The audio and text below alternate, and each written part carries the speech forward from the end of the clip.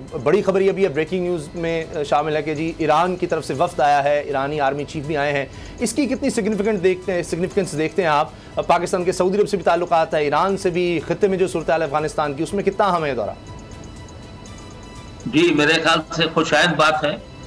Iran के साथ हमारा बहुत पड़ोसी नेबर है, हमें उसके साथ ताल्लुकात को इम्प्रूव करना, चाहे ट्रेड के हो, चाहे मिलिट्री फील्ड के हो, चाहे दूसरे फील्ड के हो, वो जरूरी है।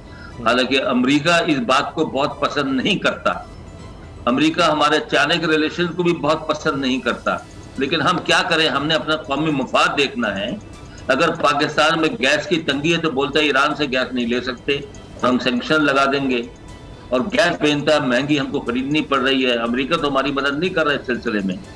तो हमको अपने कौमी मुफाद देखते हुए चलना है और ताल्लुकात बेहतर बनाने। और इस वक्त इसकी सिग्निफिकेंस यही है कि तमाम लोग जो हैं पेरिफेरल स्टेट जो अफगानिस्तान के चारों तरफ हैं, उन्होंने ये फैसला किया है कि हम हालात को देखते हुए अफगानिस्तान की नई हुकूमत, अबूरी हुकूमत को रिकग्नाइज करेंगे।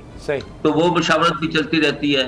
तो ये अफगानिस्तान के ऊपर तो मेरे ख्याल में खुशायद बात है कि एक हाई लेवल डेलीगेशन आया है। तो हमको यानी मेरे ख्याल में ये जो DJISI की तरक्की का मामला था, ये अपनी जगह थोड़ा सा जो हिकअप आया, और बाकी चीज़ें हम देख रहे हैं कि आगे बढ़ रही हैं और तेज़ी से मामला जो हैं उस तरफ जा रहे हैं। जो इदारों के काम है वो उसी तरफ लगे हुए। सब्सक्राइब करें और बेल दबाएं ताकि कोई खबर रह न जाए।